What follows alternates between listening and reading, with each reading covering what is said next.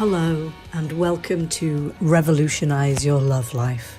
Do you want to know more about love relationships, what makes them work, how to create the one of your best dreams? Do you want to be in a really healthy, juicy love relationship? In these podcasts, we will give ideas and practical advice to light your way.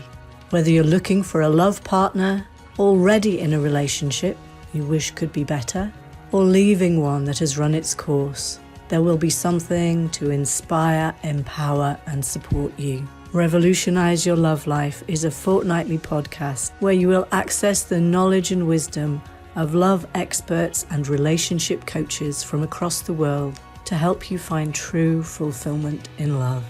I am your host, Heather Garbutt. Welcome. Hello everybody, I'm here today again with the wonderful Lisa Hawkins. And we're going to talk about tuning into our body as a source of wisdom and direction in dating. Let me tell you a bit about Lisa first. She's a relationship and self-awareness coach and the founder of Consciously Awake Counseling. For over 26 years, she's been passionate about the human experience, why we love, how we connect, and very essentially, what gets in the way. She works with both men and women to awaken the part of themselves that already knows how to love deeply, freely, and consciously. Through spiritual inquiry, emotional accountability, and her signature pause method, Lisa helps people question old beliefs, shift their patterns, and create authentic relationships, starting importantly with the one they have with themselves. Her work is about truth, healing, and connection at a higher level.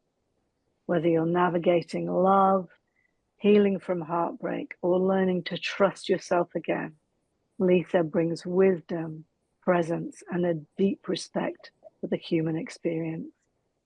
Welcome, Lisa. Thank you so much for having me again, Heather. It's a pleasure to be here. Oh, you're getting lots of watchers on my Facebook and Instagram page. Your clips are really hitting home. So I think it's a delight to have you back. Thank you. I'm very happy to be here. Oh, that's lovely. So we're going to talk about tuning into our body as a source of wisdom and direction in dating.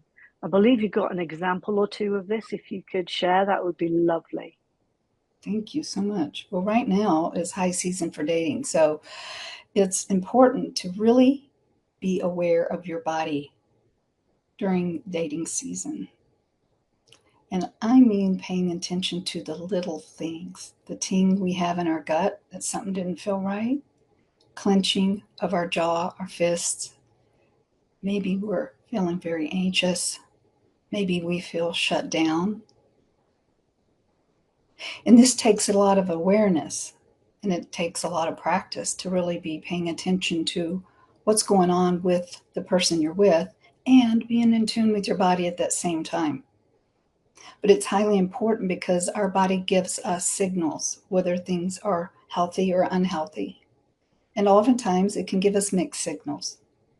And that's the time where you need to take the time away and pause and journal about it and try to figure out which signal is the signal directing you into a more healthy, supportive relationship, and which signal is directing you into the unhealthy, dysfunctional relationship that you may have been conditioned to have at a younger age. Yeah, it's so powerful. Some of the things I've been talking about on my short clips at the moment are how our nervous system finds a place that feels like home with what's familiar, whether it's good for us or not. And I know that's a thing for you too. Can you say a bit more about that kind of thing? Yeah, so an example was I was dating a guy, and I felt calm around him. And I was fairly happy. But it was interesting because when I actually paid really close attention to my body, my fists were clenched, my jaw was clenched, and I had this furrow between my eyes, and I was like, wow, that's really interesting. Why is that happening? So why am I feeling calm and happy and having these bodily signals? And so it took me a while to sit with that and try to figure out what that was. And whenever I did, and I journaled about it, I realized that the calm part was my nervous system being accustomed to this kind of guy. But my body was saying clearly, no, this isn't right. Yeah. Mm-hmm. Yeah. When you say this kind of guy, could you explain a bit more what the effect was? I mean, I don't want you to say where he is or what his name is or anything like that, but just the pattern. Well, we all have patterns, right? We all have patterns.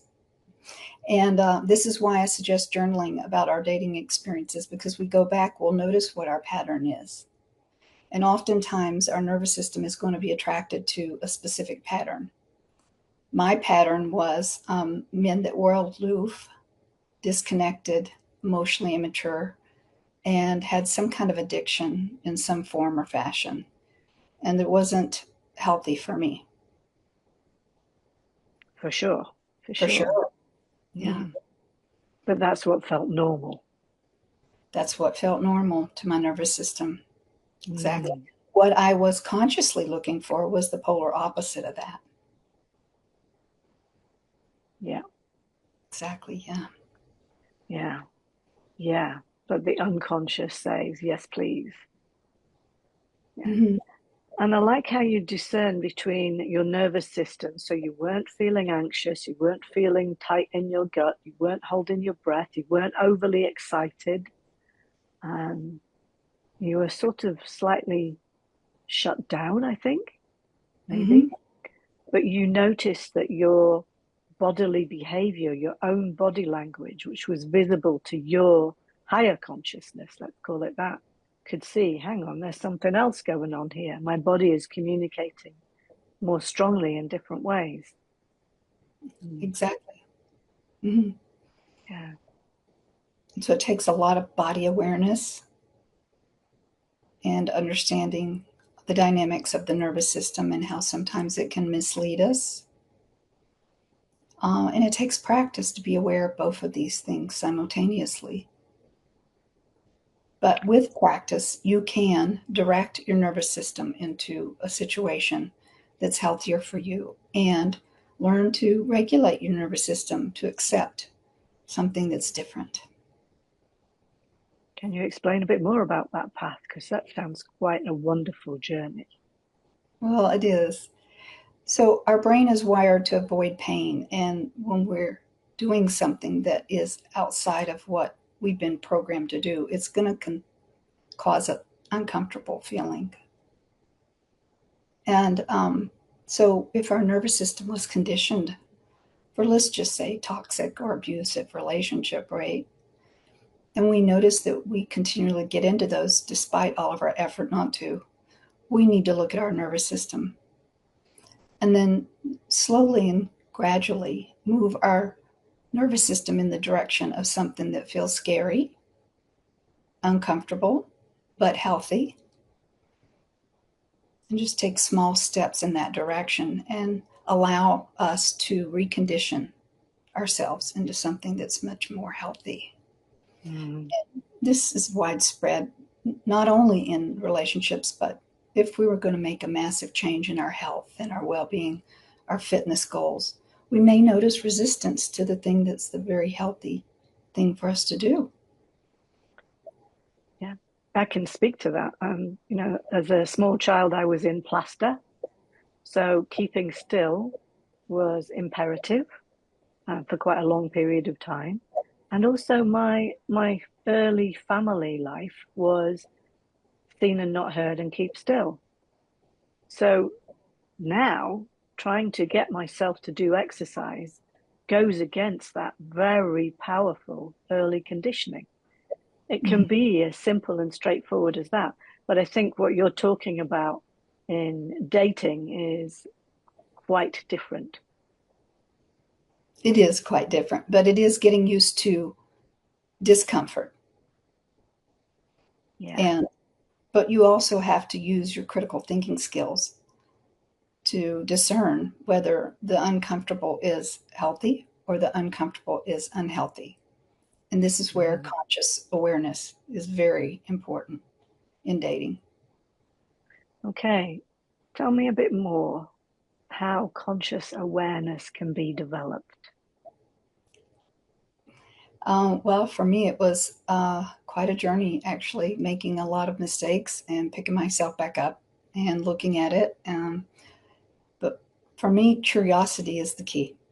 Just being curious about why you did it without judgment, just to understand yourself at a deeper level. And then curiosity takes you down a path of really looking at things from a non judgmental place. And for me, it was journaling and it was paying attention. Oh, why did I just say that? And then looking at it. And we're not looking at it to fix ourselves. We're looking at it to be really understanding of ourselves and what might be going on with ourselves. And it takes a lot of practice. And the pause method is very important. Take time to pause before you say things, before you do things. Maybe even before you go on a second date, you want to take time to pause and reflect. Absolutely.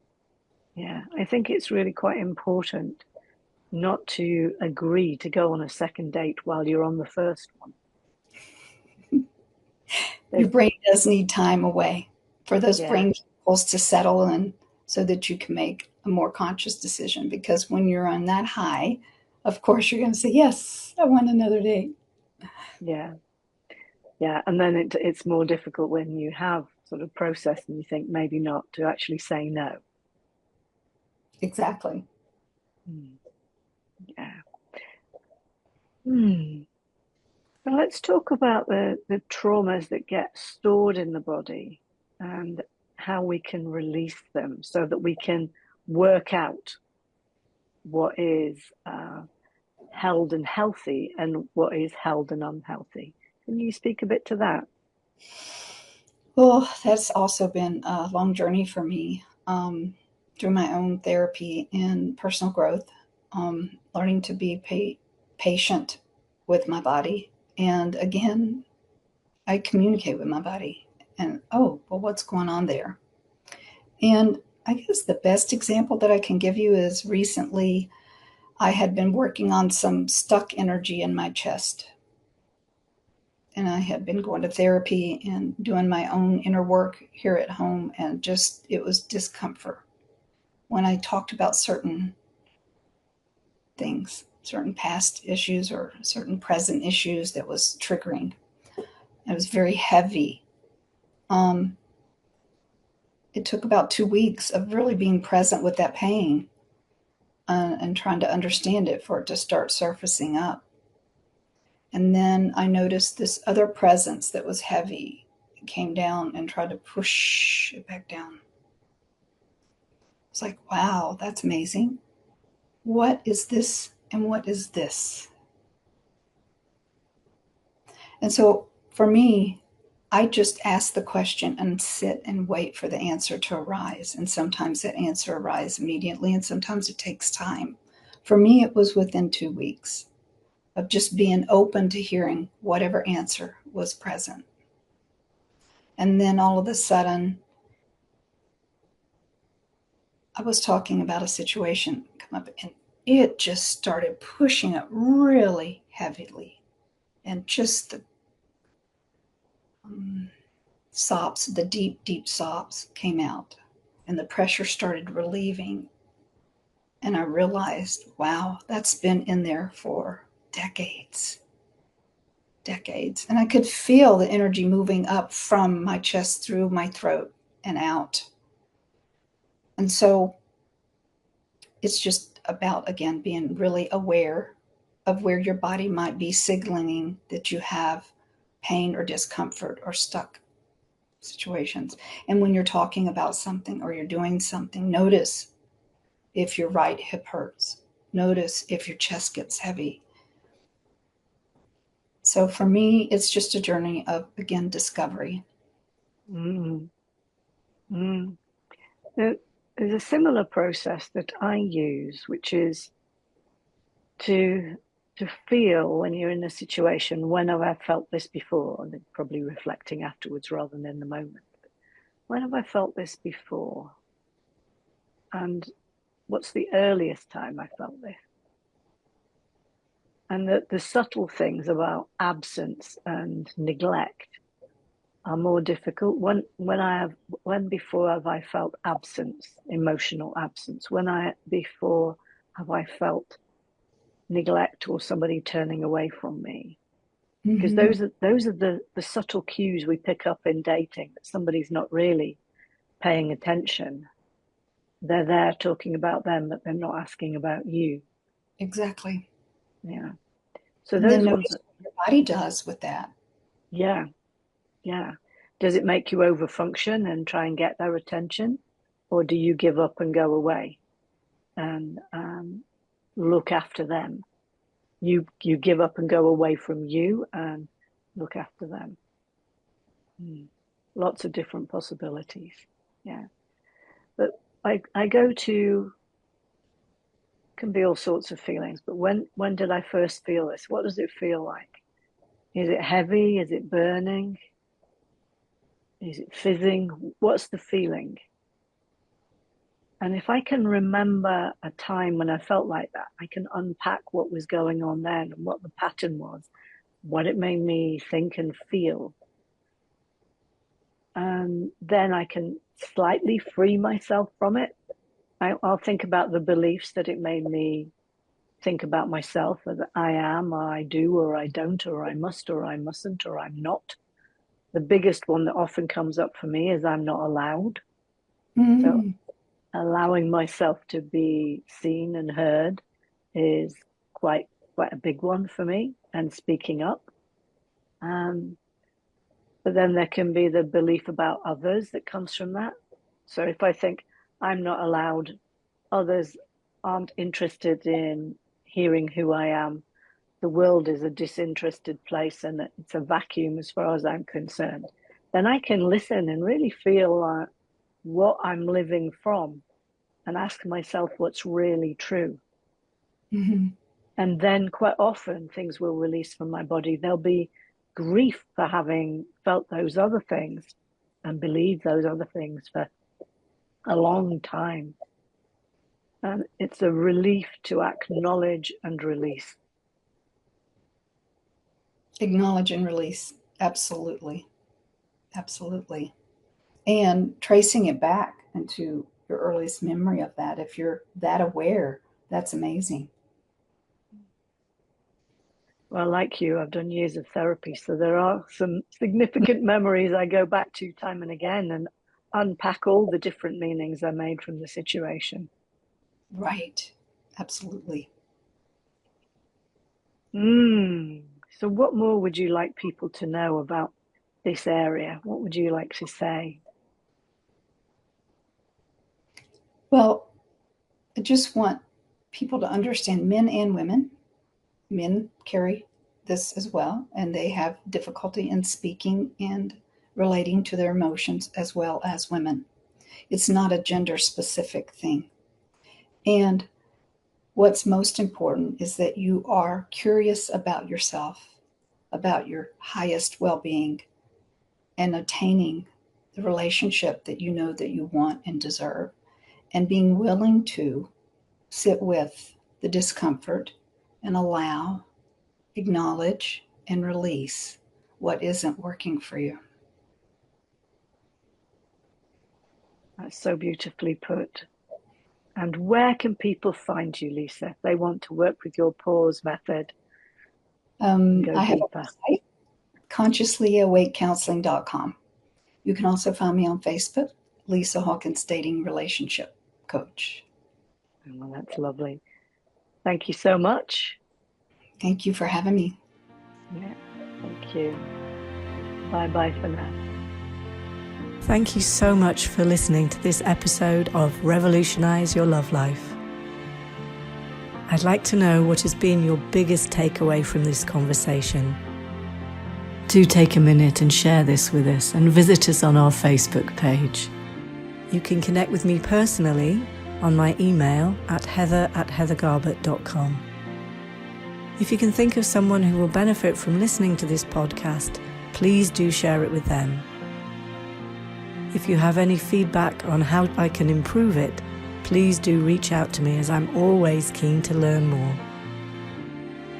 Thank you so much again for listening, and we'll meet again on the next episode of Revolutionise Your Love Life.